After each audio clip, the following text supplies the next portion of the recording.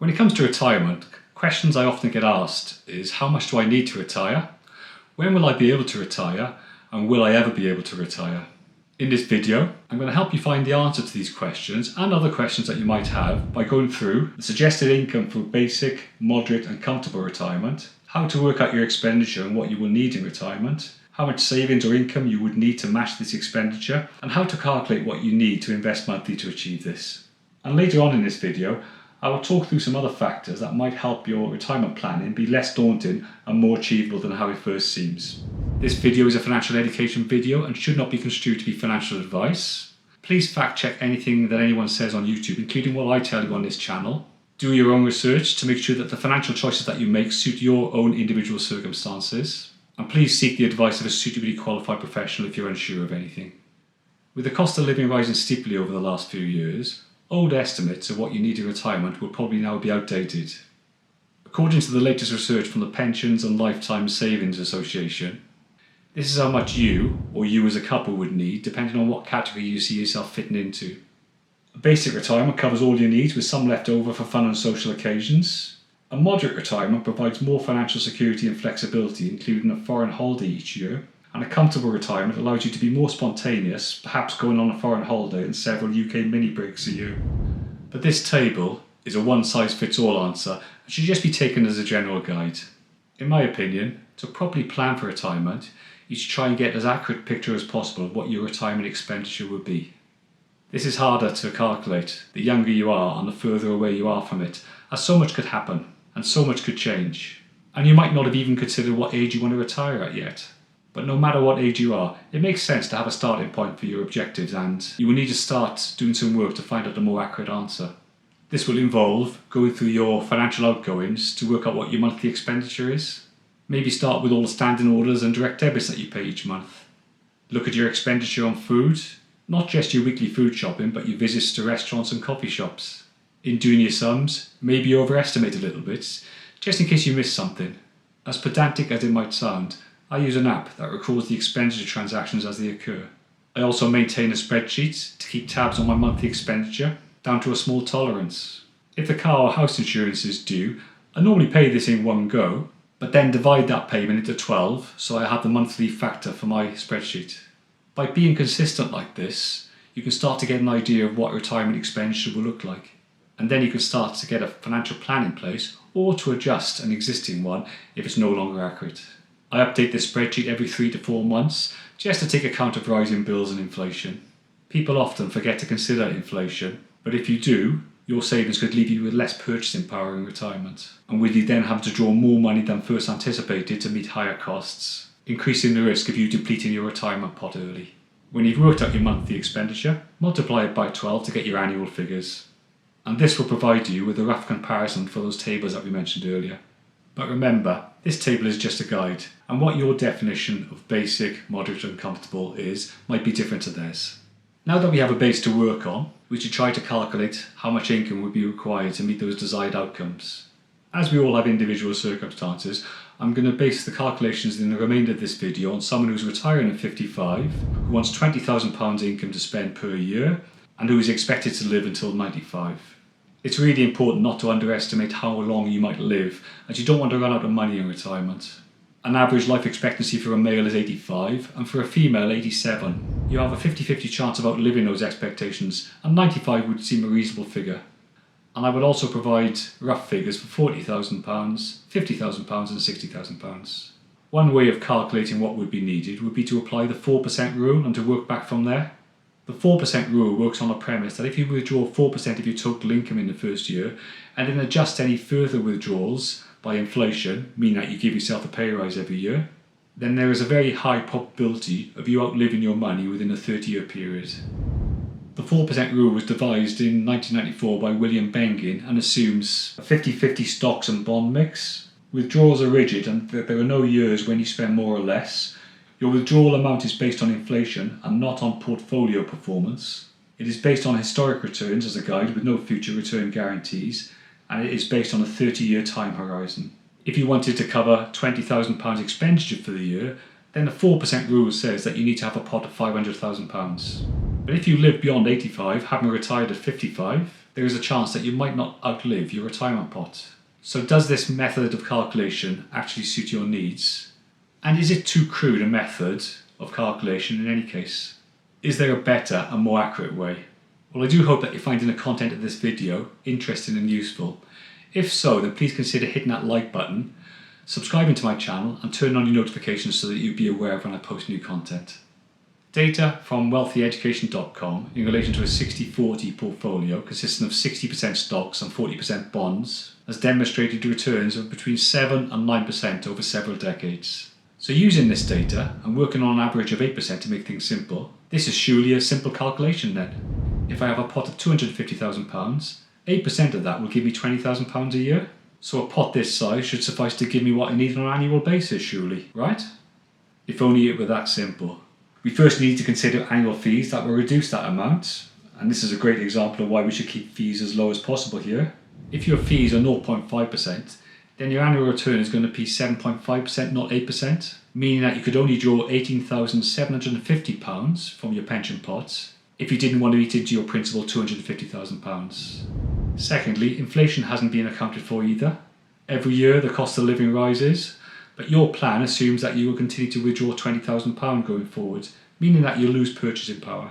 And thirdly, and probably the most important consideration here, is that there's an assumption that the stock market will continue to provide consistently 8% returns. So in the £250,000 example, you might get lucky, but there's an over 90% chance that this plan will fail.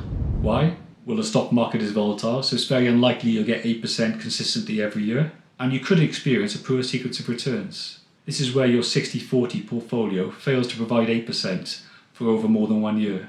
If you continued to withdraw £20,000 in these circumstances, you would start to eat into the principal £250,000, which, as a then smaller pot, might not be able to provide you with the 8% return that you need.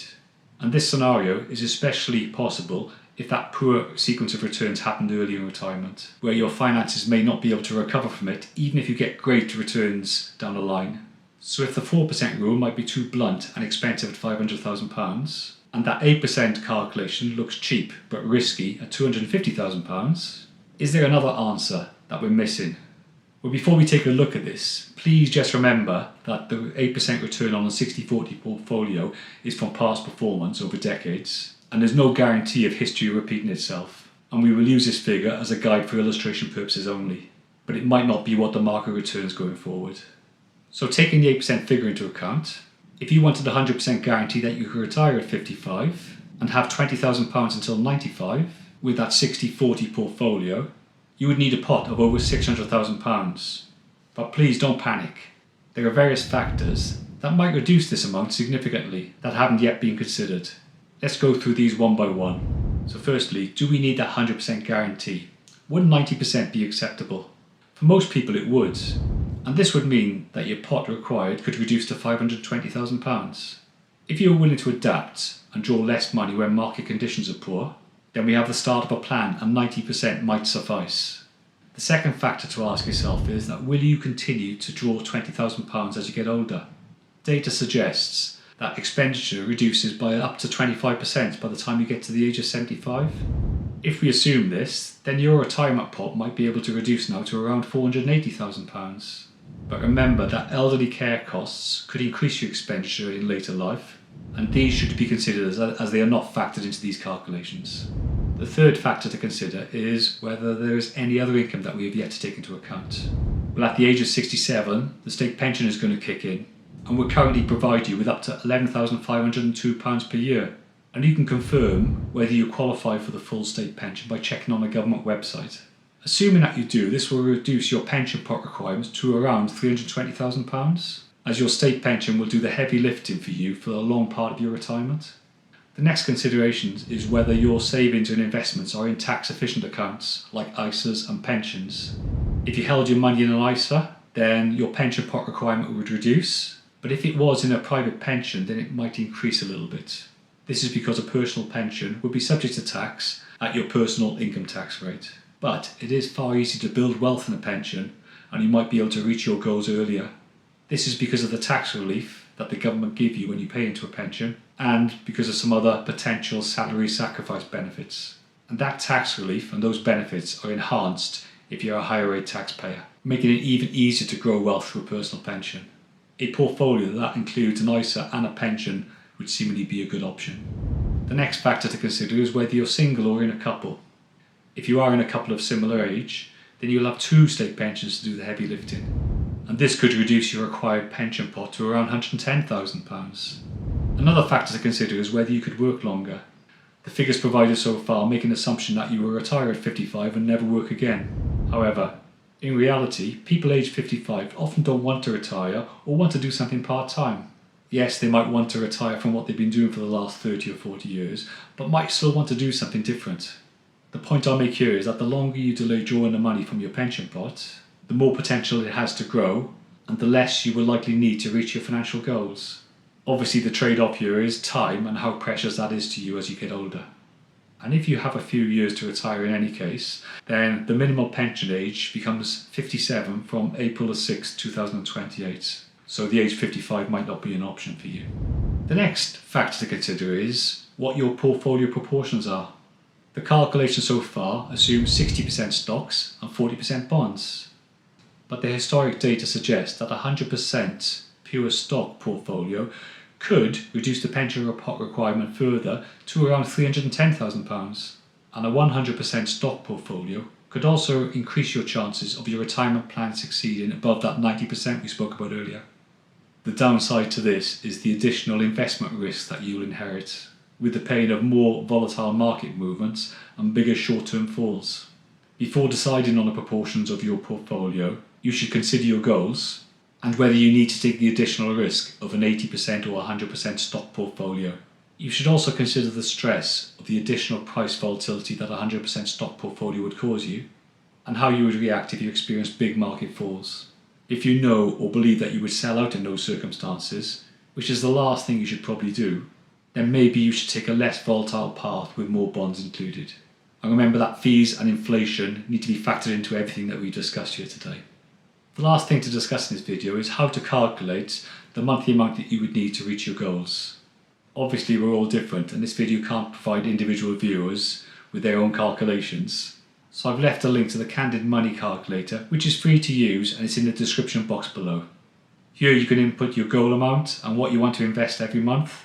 And by putting in your expected return, it will calculate how long it will take to reach your objectives. And adjusting your monthly amount will change the estimate. You can also add in other factors such as the fees you are paying and your rate of tax, and this will hopefully inform you of what you need to do and whether you are on track. Remember that if you do use that 8% return figure, it is from historic data and there is no guarantee regarding future performance, and you will see that by putting in a lower return figure, it will take you longer to reach your goals. So in this video we've covered the income required for a basic, moderate and comfortable retirement, how to work out what you will need in retirement, the income that you would need to meet your desired goals, and how to calculate what you need to invest monthly to achieve this. There's a lot to consider in retirement planning, and this is one area where you could benefit from the services of a suitably qualified professional to look at your personal circumstances and to create a plan that works for you. And with this in mind, I've left a link below in the description of an independent site that will help you find a financial advisor if that's what you're looking for. We haven't had time in this video to look at what types of investments you might want to put in your portfolio. So the next video looks at 7 different Vanguard funds that might be useful to you while you do your research. Thanks very much once again for watching.